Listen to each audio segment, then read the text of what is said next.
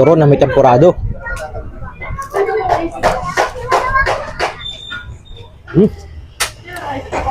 Nakatikim na ba ang lahat ng overload ube champurado? For as low as 105 pesos na napakaraming toppings, may cheese at may dalawang ube turon dito. Samahan mo pa ng maraming gatas, talaga namang pag natikman mo, ay hahanap-hanapin mo.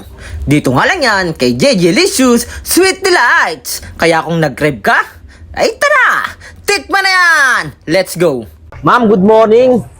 Pabili nga po ng halo-halo. Ano ka ba naman kuya? Tag-ulan ngayon. Wala po ng halo-halo. Ay, wala po ba? Made to order na lang po siya. Oh, ano po ngayon tinitinda nyo ngayon, ma'am? Meron kaming bago. Ito, ube champurado with a twist. Wow! Sarap po! Yes.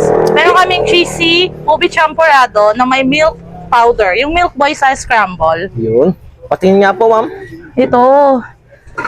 Yan. Yung gatas. Ay, ma'am, pwedeng ilagay sa champurado yan? Yes po. Ma'am, magkano naman champurado niyo, ma'am?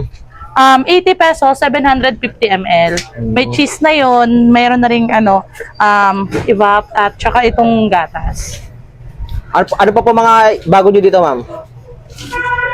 Meron din po kaming ubi turon. Wow, ubi turo, no?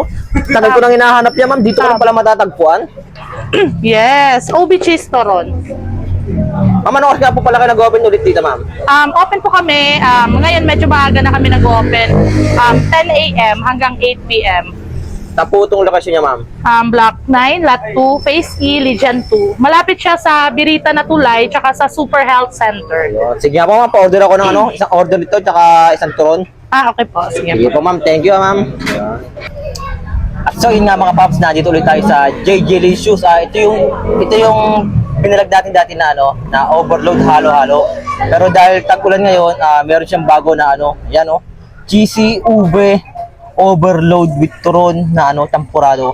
For as low as 105 pesos, matitikman mo yung ganyang kadaming tempurado na may dalawang turon. Ayan ube nga rin pala to Ayan. So wala patagal mga paps, tikman natin to. Let's go!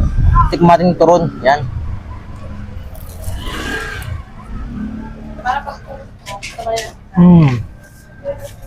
Top.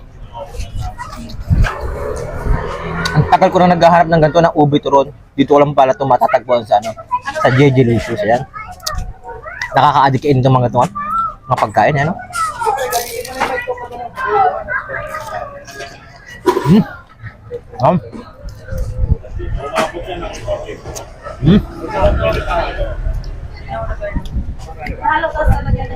Tempurado naman. Ayun po.